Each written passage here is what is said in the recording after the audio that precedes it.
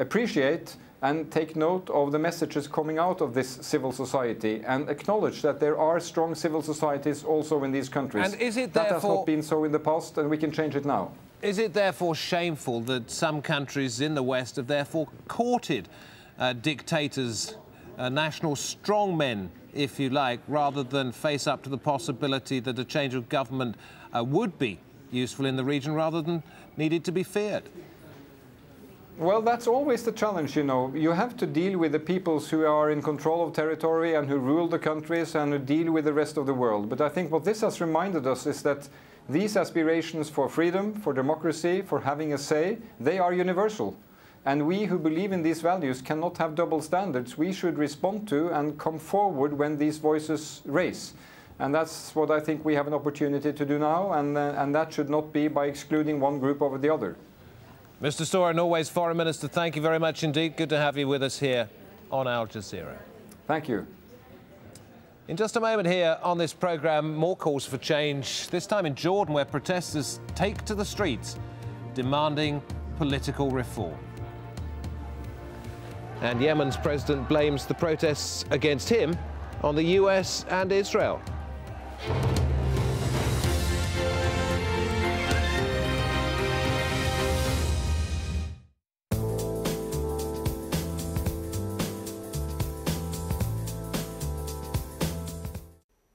Hello again. For many of us in South America, the rain is still very, very heavy. Over the last 24 hours or so, some of the heaviest downpours have been here in the northeastern parts of Brazil and down towards Rio as well. These two areas, again, are going to be very wet as we head through the next couple of days, the rain falling very heavily. Recently, though, it's been further west where we've been having reports of flooding, and the wet weather here should be a little bit more broken up as we head through Wednesday, so more of us are getting away with a drier day. As we head towards the southern parts of Africa, there's plenty of sunshine here for many of us, and it's pretty hot as well.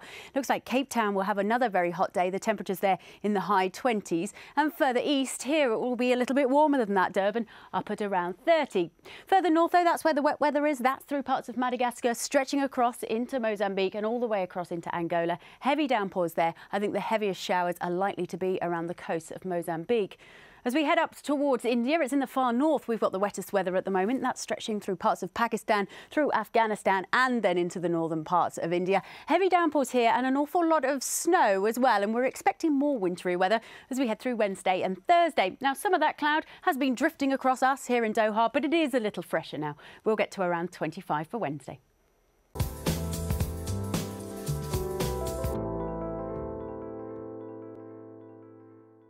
He's taken stolen goods and he's now dumping them onto the world without any sort of consideration for consequences. From people making the news. If the North will be saved a lot of trouble, I think it is important that they should come together. To those it affects. We do accept that there was very bad mistakes made in our banking area. Behind the headlines. Most South Koreans are not interested in reunification. Is the inside story. At this time on Al Jazeera.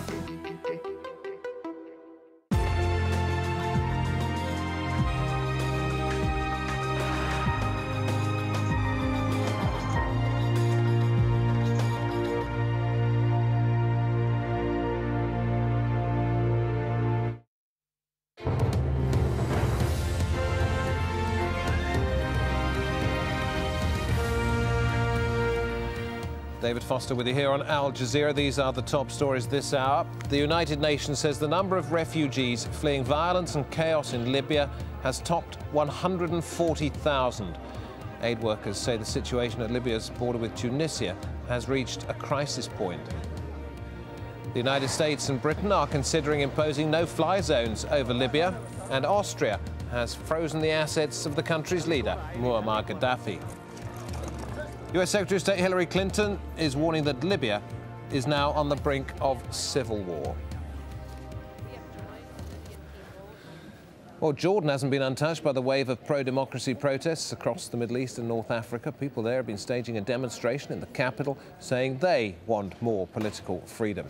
And the pressure is mounting on Jordan's king to give up some of his powers. Nisreen Al-Shamaili sent us this from the capital, Amman.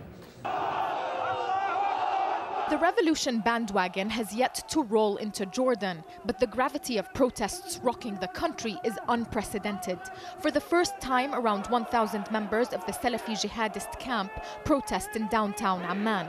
Their demand, the release of all Salafi prisoners.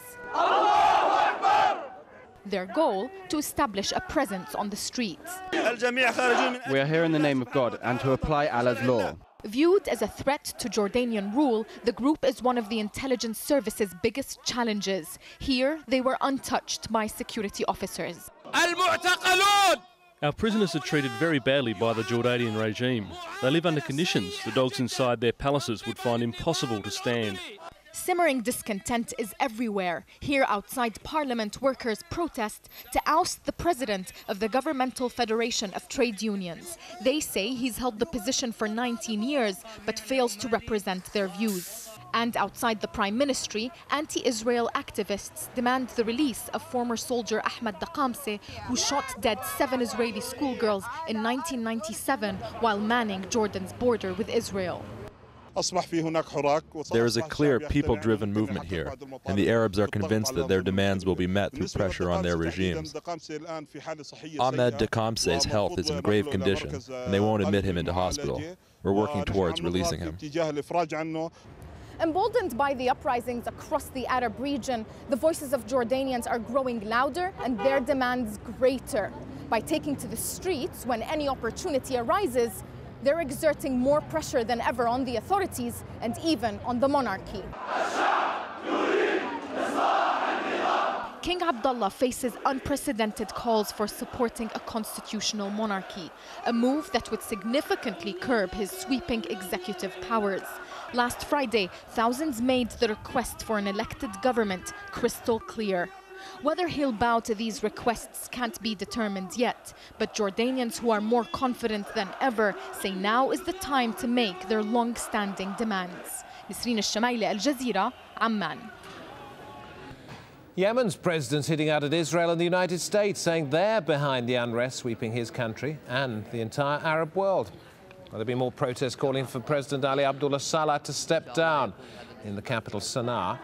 And a senior Yemeni cleric's become the latest high-profile figure to join the anti-government movement.